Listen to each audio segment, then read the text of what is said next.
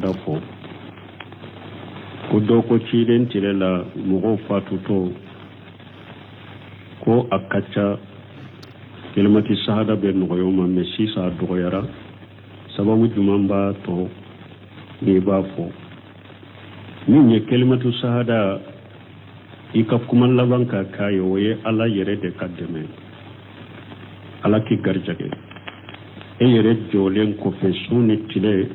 ibe dina ke dina bi sobela a sababu ye ala bato ye me kinne a nogoya ne nye ka fo ye ala yere ka bensenye ni ala yo ke mo minye wori atu bunu shemin rahimahullah ko husnul khatima akon laban nyuma nte nsujudi to nkasa tinto sujudula lama nyuma to doye la nyuma te fana insa to fonka sheri kuma de fo ako ay akon laban ko nyuma yede hada maden kasa sunna kado laban nyuma yode i jijade i kasa sunna ka ambora kuma minade i jijade i kasa tuna de ka dina chinya foi kani bo ode ka dina sunna chinya nyini ala manhaji salafu salim ko nyini ka joka ka sabato ka fo saya akon ni sara sunna kallaban ko nyuma yode men sujudi to sara wo ube ewan sara nyeser kuma fo akoy kasa sunna kallaban ko nyuma yode ako sino qalir gun waliri aye fembe ke pura kashe de suya sura sara dilande ka ko sara dilande ka ala ka ciden sara dilande ka donc on sujudu to kasa ube fonni ser kuma de kasa ay laban ko nyuma ye drop ijije kasa sunna ka wori ato imamuna maliki ko rahimahullah man mata ala sunnati mata ala khairu kulli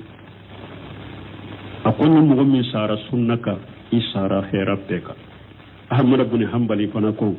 man mata ala al-islam wa sunna mata ala khairu kulli akoni mo mi sara islamiyani sunnaka akoy sara khairabeka salafu do dondola do nanama anisongwale akon mundo akon kat interi do de sara ngatteri nyuman do de fatu rabbi akwa sara sunnaka ako kana du suka sanu wala an kala delo de la labon ko nyuman yede ni sunna nyuman de an ka nyinde nyine an ka balo kan ni ala yi sa ko ka dro yel labon ko nyuman so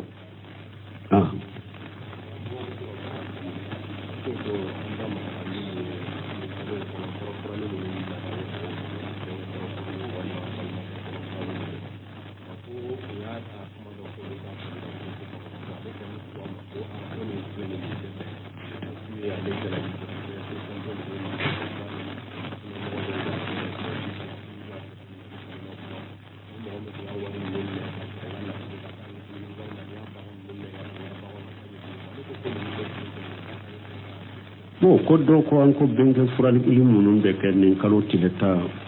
sunnate fona be biriya kana fure ko mo folo tumba ke ka korode am mo folo be se ka ko do ke iba soro ulu tumta do hujama joka ulu bolo nyamande do utunta do hujama joka ni temmin do hujama joka la tulu minanowe ewa anta fulu ma fana ko fili bantiudo ube bira mo do tumbe nunu ka ay nema huja do mo ka abe ko minke amba iba fo doro tumbe minke ni nyella da ko ne ni harabu ni nyebidiya ne kana kiri tigale ka aba ko misale la imamu na nawawi fule qatawu ya suru ta'wili yorola ibn hajari qatawu ya suru ta'wili yorola me doni ko ko anta fuma ko bidiya mo parce que a wakati ulu doni hakede wuye nunu miri tinyade do yufo mugoma sor memba banguye ufana yuye karamo wore munun temenu nye yuye ulu de ka kitabu kono yu jigi nyanu ye ufana yu lakale mugoma sor mumbu banguye donc atefo ulu mako bidiamo amba fuma doro tumbe nun tawilu mununa qatawdo ukatawilu ya qatawde mugo kana tugu ko ola me atefo ulu mako bidiamo uyu ka istihadu de ko uyu ka yere jeja de ke u benna sawu mo yoro mo baraju buye u khata wura yoro mala bo ya fuye ani fana nyumam bamu mbu bolo u ka kata mo fulo ni abe tono kono voilà mo folo mun fana tumbe ninni ko sugu tumbu bolo delela tula donc nan nana do aw nana delela do ka huja do ka delela do ku tebbe la da kono do bidiya do a wajibande kan ku bila an ka fo fana ko bidiya do tebbe ni mo yo ko fe ibe minana illa gara itogo ye bidiya ke ibe minana illa gara fana parce que huja jora ika wama kunna mu'ajjibina hatta nabasa rasula ala ko alete mo shir la jabal lagara fo ka ciden do ci e ma huja ka joika huja ma jomunka unyana nyumando daga lende do ala besiga temolo ka be ya fo ma tulu mina huja jora emin kan na fuye ko min fule ka ke ate dina kuno de a wajibre de ka to ni ya ke minana lagara tawa eye bidia ke ba fo e mani dumira ka ibanna kabila huja joden ko be mba fo e bidia mo e fana donc lulu yalla da ko no utebe so sila guntanya ka kuma fo akonna bora sunna nin kalomi ni ambala atanna akunni funna fente sunya ko be bidia be haram abe bidia kone funna fente sunde ni yake nin kalo intanna na ko be bidia kone e wa ko silama manton bere benno kafal be bidia kone min haji sunna ko dile do ko kone ndo ko wala ko alayo fo o kashituka ko do ko ay depuis wa folo mo be min ke wa ko do ko wa ni tara benke fole ke ko naye wa min dima ni ya faray kan na folo be bu no ni rete shirku ya folo ni hakkilina yere ba cinya kateme fembe ka ni hakkilam ni mbolo ni mba cinya kateme fembe ka parce que ni donna aqida yoro la ni donna shirku yere bondala donc ambe min fo utepe no ni aka kabila shitu no bilaka anyo odefo ete awunta yede ka fo huja be jomo ka kam mo so la so ama o tambolo ko kam mo la so ama to e bolore ala yode ayo fo ci de nyere akwale ma har shi sama bolawa amma fo mun be mushrika ka ala de bu sara ala de bu tanga ala bu ka barajata e tay bagali de وما على الرسول إلا البلاغ فويت تشيرين يقول لا سلمي واجب كلاو تشيفو بغا فويت إكا أي من يقرأنا آية وتوسير لا دونك بغا سهلين بلو أي حديثا منوني حديثا سهلين إكا هوجا جمعوكا كافون ننتبه ودبه إكا من جاء كان كم مغو لاسو كتبه وقل الحق من ربكم فمن ساء فليؤمن ومن ساء فليكفر ala ko ka cinya de fo cinya mun bora utigala fa ko de fo na kadi minya aka swa makali manawe na mas ni amande minya aka ba maka kafira nai na la ko le jana ba bila tiginye donc ambe min fo yo oye ote mugos ja ko ku la so itama ote bolode ala time mine chiden time cinya minya e ko fo ube e ko bila groupe ka ni mu bali abilalila e ko bilaka mais jako ku laso wote ebolo ni alay min kanda ka besema obeso obato obeso be barake nay ni alay min kanda ka swama kata fana abito akabidana ka junumuda ka e lada konenka o junuba yireka man amila salih fa linafsi man asafa alaiha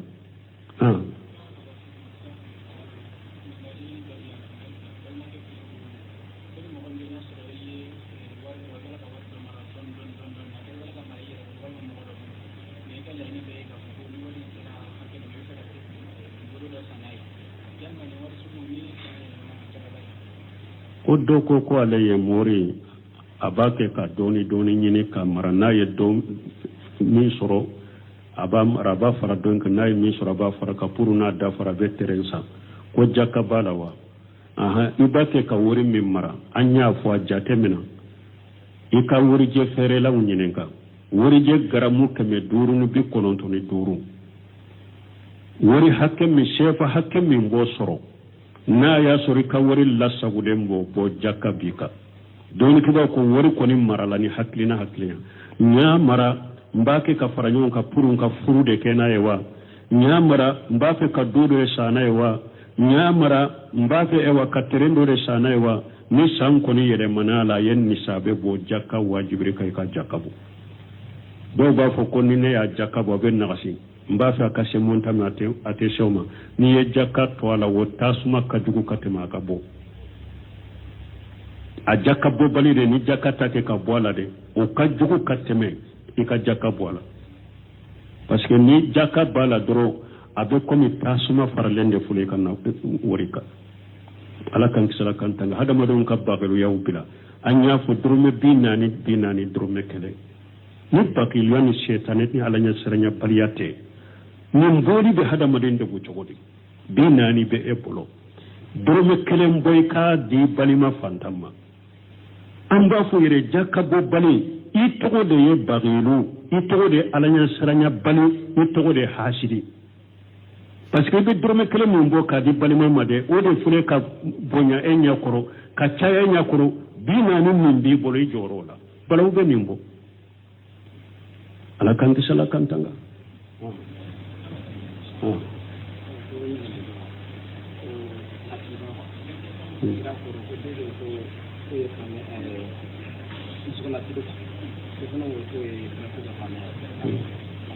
bo ko aqida to de dusukuna siri mana aqida koro de dusukuna siri aqida ani tauhidi ni mbunu nyogo se bainahum umumul khusus do ko yere aqida ni tauhidi be kelenye mana ka ala ke kelenye ka siri dusukun kono ala ye kelenya ka dalila ka siri dusukun kono ala ye kelenye aka batola aka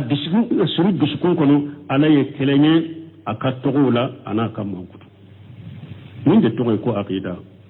salafu salihu tumbe dusukuna siri mununka cide sebaw tabinau dusukuna siri munun tumbe nunun bolo kata alala ubafo odema aqida ha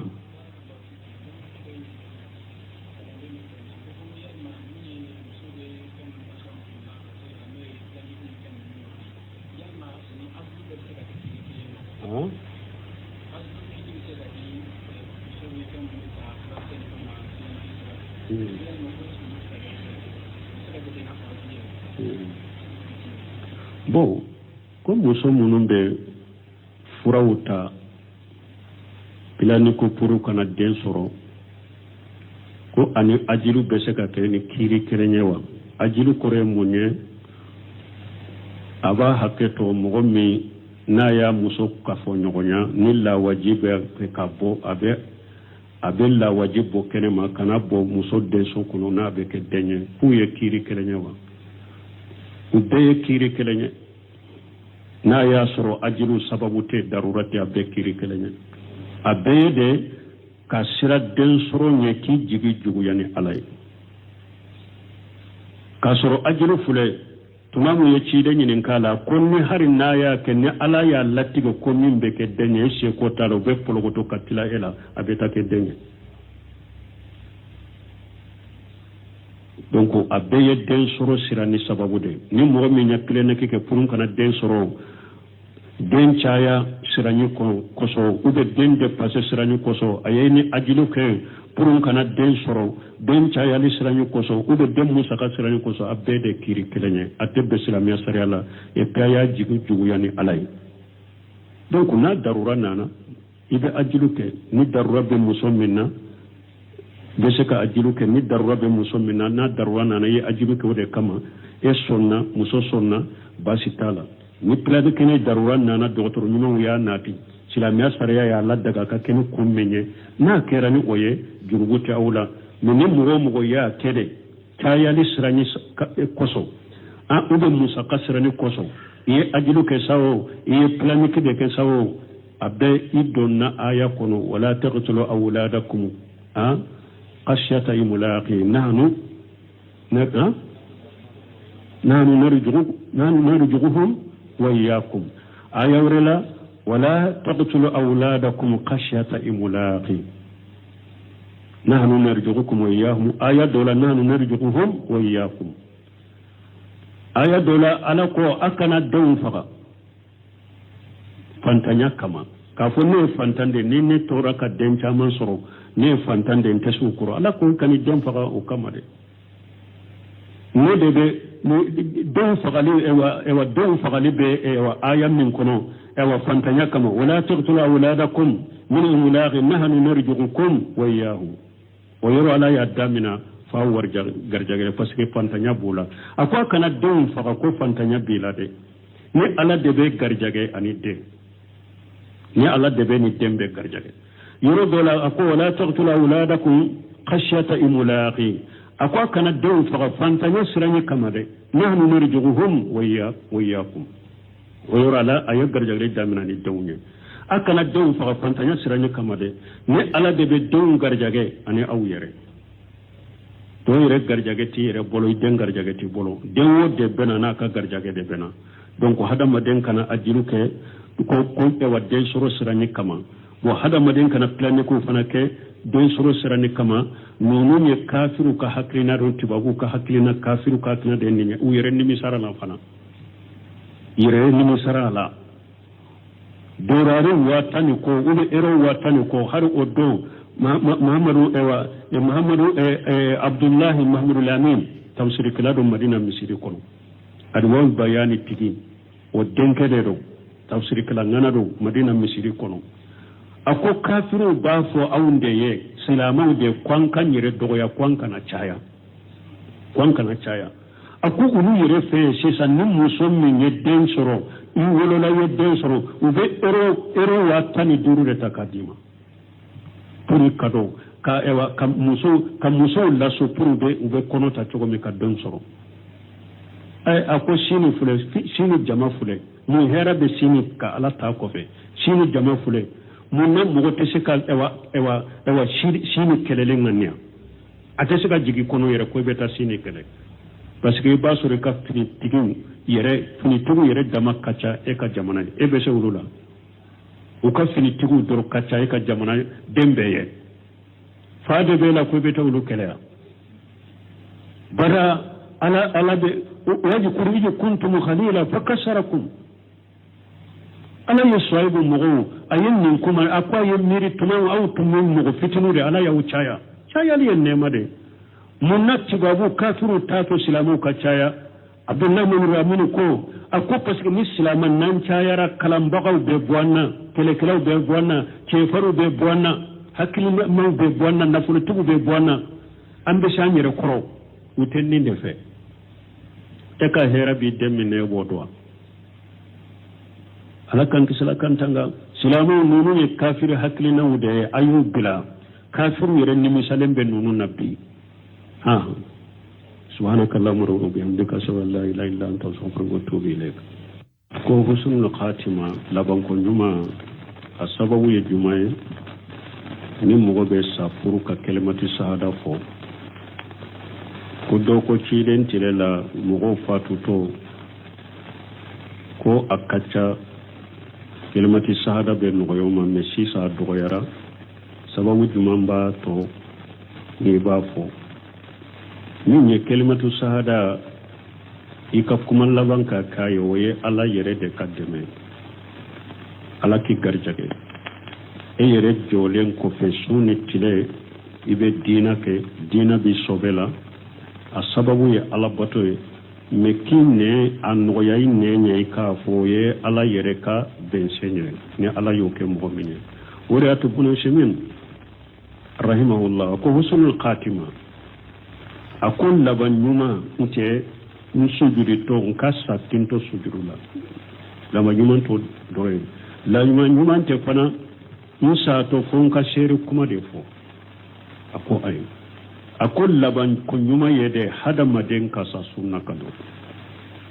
laban nyuma yode i jijade i kasa sunna ka mbora kuma minade i jijade i kasa tuna de ka dina chinya foi kani bo ode ka kadina sunna cinya nyini ala manhaji salaf salih ko nyini ka joka ka sabato ka fosaya akon ni sara sunna kallabon ko nyuma wode men sujudi to sara wo ube ewan sara nyeser kuma fo akoy kasa sunna kallabon ko nyuma wode akosino qalir gun waliri aye fembe ke pura kashe di suya sura sara dilande ka ko sara dilande ka ala ka ciden sara dilande ka donc on sujudu to kasa ube fonni seru kuma de kasa ay laban ko nyuma ye dro ijida e kasa sunnaka wadi ya to imamuna maliki ko rahimahullah man mata ala sunnati mata ala khairu kulli akonni mo min sara sunnaka isara khaira beka ahmad ibn hanbali fanako man mata ala al-islam wa sunna mata ala khairu kulli akonni mo min sara silamiyani sunnaka akoy sara khaira beka salafu do dondola do nanama ani songwale akon mundo akon kat interi do de sara ngatteri nyuman do de fatu rabbi akwa sara sunnaka ako kana du suka sanu wala an kala delo de la labon ko nyuman yede ni sunna nyuman de an ka nyinde nyine an ka balo kan ni ala yi sa ko ka dro yel labon ko nyuman so